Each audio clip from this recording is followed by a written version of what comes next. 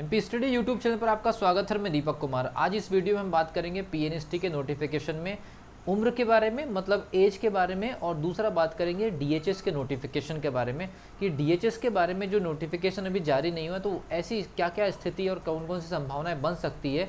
तो अगर आप इस चैनल पर नए तो चैनल को सब्सक्राइब कर लीजिए, बेल आइकन को प्रेस कर लीजिए। और जो स्टूडेंट्स पीएनएसटी का फॉर्म भरेंगे और पीएनएसटी एग्जामिनेशन की प्रिपरेशन करेंगे या इस एग्जामिनेशन को सीरियसली अटेम्प्ट करेंगे, वो सभी स्टूडेंट्स से मेरी रिक्वेस्ट है कि आप टेलीग्राम पर ज्वाइन कर सकते हैं। टेलीग्राम के माध्यम से आपको काफ़ी सारी इन्फॉर्मेशन हम प्रोवाइड करने की कोशिश करेंगे टाइम टू टाइम, और टेलीग्राम के लिंक जो है वो डिस्क्रिप्शन में दी गई। तो स्टार्ट करते हैं। सबसे पहली चीज़ पीएनएसटी 2022। हालांकि ये जो नोटिफिकेशन है 2021 के नाम से आया है और इसी वजह से उसमें रूल बुक में जो उम्र को लेकर के कुछ कंडीशंस वगैरह लिखी हुई है उसको लेकर के हमें भी पूरा क्लियर कट इन्फॉर्मेशन नहीं है। लेकिन जब फॉर्म भरना स्टार्ट होगा तो जब इंटरनेट कैफ़े में आप जाएंगे और फॉर्म भरने आप जब जाएंगे तो आपको वहाँ पर काफ़ी सारी चीज़ें क्लियर हो जाएगी, क्योंकि नोटिफिकेशन में लिखा है 1 अक्टूबर 2021 को जिन स्टूडेंट का 17 साल का उम्र कंप्लीट हुआ है, 1 अक्टूबर 2021 को जिन स्टूडेंट का 17 साल का उम्र कंप्लीट हुआ है वो स्टूडेंट एग्जामिनेशन दे सकते हैं। तो क्या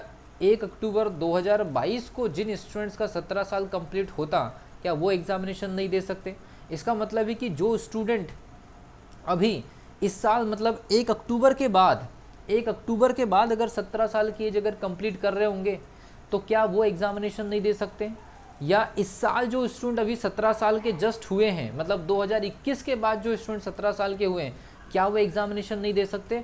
और इसकी यही सबसे बड़ी प्रॉब्लम है। मैक्सिमम जो स्टूडेंट है यही क्वेश्चन पूछ रहे हैं। तो मेरा आप लोगों से, ऐसे जितने भी स्टूडेंट्स हैं उनसे रिक्वेस्ट है कि जब आप 6 सितंबर से जब आपका फॉर्म भरना स्टार्ट होगा तो आप जाकर के इंटरनेट कैफ़े में प्रॉपरली पूछेंगे, क्योंकि उनके सॉफ्टवेयर में वो पूरी तरह से पहले से फीड रहता है। तो अगर मान लीजिए उनके क्राइटेरिया में पहले से सॉफ्टवेयर में फीड होगा तो वो एक्सेप्ट नहीं करेगा। तो क्योंकि हो सकता है कि 2021 के रूल बुक में जो कंडीशन लिखी थी उसको वो चेंज नहीं कर पाए होंगे। तो इसका पूरा का पूरा क्लैरिफिकेशन जब फॉर्म भरने आप जाएंगे तो वहाँ से आपको समझ में आ जाएगा। साथ ही इसमें लिखा है 30 साल, मतलब पिछले साल जो स्टूडेंट 30 साल की एज कंप्लीट कर सकते हैं। हालांकि इसमें रिजर्वेशन भी होता है आपका 5 साल का, 3 साल का, वो रिजर्वेशन भी अलाउ है कैटेगरी वाइज। तो जो अपर एज की भी कंडीशन है, अपर एज की कंडीशन और जो लोअर एज की जो कंडीशन है, ये दोनों की दोनों कंडीशन के लिए आपको 6 सितंबर को जब आप फॉर्म भरने जाएंगे तो दोनों चीज़ें क्लैरिफाई हो जाएगी। क्योंकि हो सकता है पुरानी रूल बुक में से वो कंडीशन डायरेक्टली आपके सामने रख दी गई है। तो क्या जो स्टूडेंट 2022 में पास आउट हुए हैं और उनकी एज 1 अक्टूबर 2021 के बाद 17 साल की हुई है तो क्या वो एग्जामिनेशन नहीं दे सकते? तो ऐसी स्थिति जो है आपको क्लियर हो जाएगी जब आप इंटरनेट कैफ़े में फॉर्म भरने जाएंगे। ये था वीडियो का पार्ट 1। और वीडियो का पार्ट 2 ये है कि अभी जो पीएनएसटी का नोटिफिकेशन आया है वो नोटिफिकेशन जो है आपका डीएमई की 810 सीट के लिए है। अभी तक 570 सीट के ऊपर किसी भी प्रकार का नोटिफिकेशन नहीं आया। आप जानते हैं ये पैड सीट होती है। इसमें स्टडी करने के लिए मेडिकल कॉलेजेस में हर साल लगभग 35 से 40 हज़ार का एक्स्ट्रा खर्च आता है, जबकि डीएचएस की 570 सीट पिछले साल के अकॉर्डिंग 570 सीट पर स्टडी करने के लिए किसी भी प्रकार का कोई खर्च नहीं आता। मतलब ये आपका चिकित्सा शिक्षा विभाग होता है और ये आपका स्वास्थ्य विभाग होता है, हेल्थ सर्विस, और ये आपका चिकित्सा शिक्षा विभाग मेडिकल एजुकेशन, और ये आपका हेल्थ डिपार्टमेंट। तो ये इसका नोटिफिकेशन अभी नहीं आया है। तो मैं जितने भी स्टूडेंट्स प्रिपरेशन कर रहे हैं उन सभी से रिक्वेस्ट करना चाहूँगा कि आप अपनी प्रिपरेशन को जो 17-18 अक्टूबर का एग्जामिनेशन डेट दिया उसके हिसाब से कंटिन्यू करें, क्योंकि क्या क्या कंडीशन बन सकती है इस 570 सीटों की। हो सकता है कि अभी आपके पास में इस वीडियो के बाद 5 से 6 दिन या 7 दिन का समय है या 8 दिन का समय है, तो इन 8 दिनों में हो सकता है कि डीएचएस का नोटिफिकेशन इसी रूल बुक में एडिट करके दे दिया जाए। पहली कंडीशन ये हो सकती है।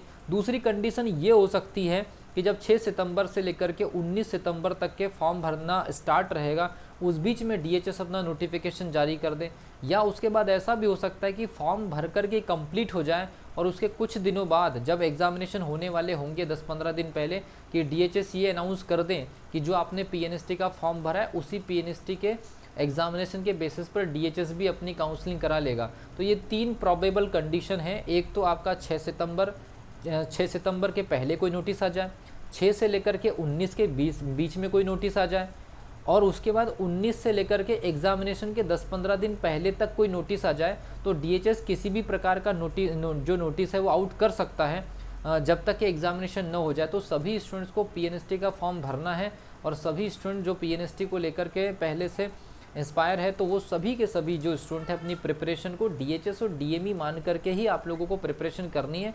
भले अगर DHS का एग्जामिनेशन बाद में होता भी है तो आप अपनी प्रिपरेशन को स्ट्रांग करके रखिए, ताकि आप जब DHS का PNST होगा तो उसमें आपकी पहले से प्रिपरेशन रहेगी और 570 सीट पर और भी खतरनाक कॉम्पिटिशन होगा।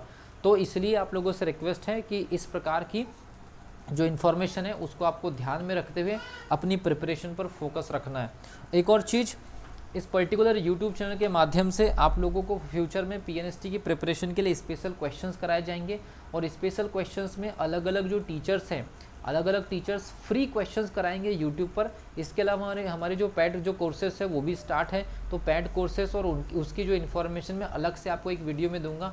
और मिलता हूँ अगली वीडियो में, तब तक के लिए wish you all the best. Telegram आप ज्वाइन कर लीजिए लेटेस्ट इन्फॉर्मेशन के लिए, किसी भी अपडेट के लिए, जिसके लिंक मैंने डिस्क्रिप्शन बॉक्स में दे दिया। मिलता हूँ अगली वीडियो में, तब तक के लिए wish you all the best.